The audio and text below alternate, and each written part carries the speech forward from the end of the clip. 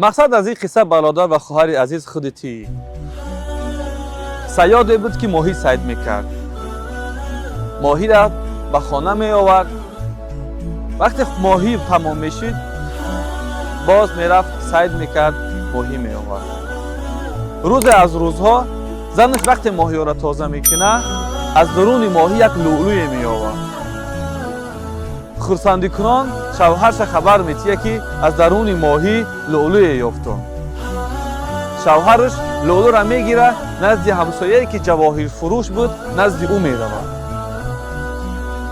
جواهر فروش این لؤلؤ را میبینه، بسیار حیران میشود و میگه که این لؤلؤ قیمت خیلی بلند داره که این را من خریده نمیتونم.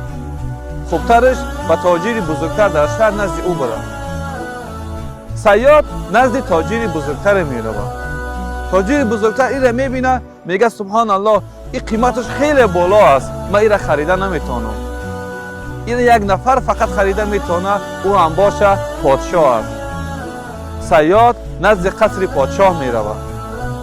نزد در انتظار میمانه تا اون نگهبانانی در برای او اجازت دخول بتیند. وقتی اجازت میتیند نزد پادشاه میرود و پادشاه نشان میتیه که یک لؤلؤ داره. پادشاه خیلی خرسند میشود، چقدر وقت بود میگه این من جستجو میکردم.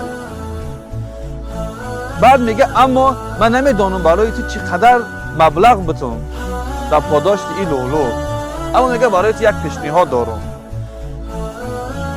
خزینه خیچ نشان میتیه، میگه داخل همین بشه، هر چقدر میخواهی جواهرات بردار، طلا و تنگه برای خودت بردار بگیر، برای تو 6 ساعت وقت میتون. صیاد میگه برای من صیاد 6 ساعت خیلی بسیار است، برای من 2 ساعت کافی است. اما پادشاه میگه نه، 6 ساعت برای تو.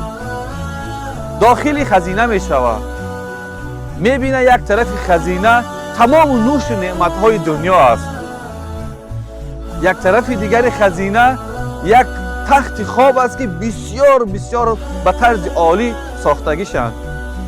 حتی انسان وقتی او تخت میبینه خوابم که نداشته باشه خوابش میگیره. و طرف سیومی این خزینه جواهرات است.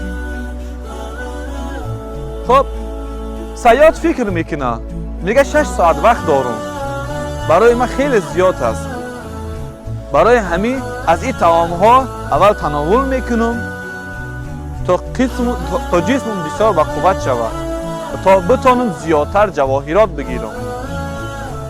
میروه از اون خوراکا میخوره، سیر میشوه و میخواه به طرف جواهرات بروه که چشمش به رخت خواب میگرده.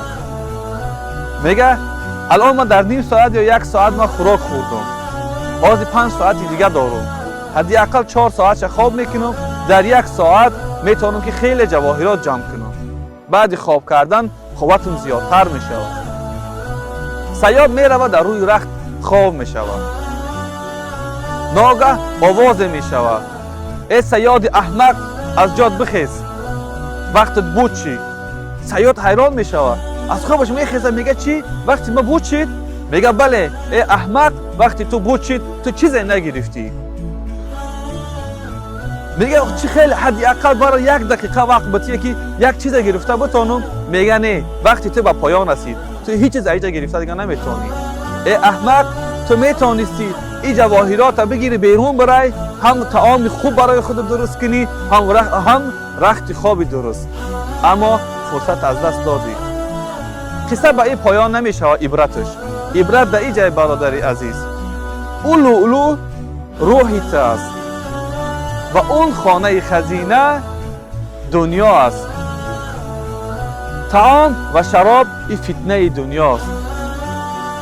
رخت خواب غفلت است. جواهرات این اعمال نکوست. برادر و خواهر عزیز، از خواب غفلت بخیز. شاید که ملک الموت روز بیاید تو را بگه که وقتی تو بود شده است، اما به خانه آخرت چیز در دست نداری. با امیدی خوب استفاده بردن از این وقتا. خدا یار و یاورتان.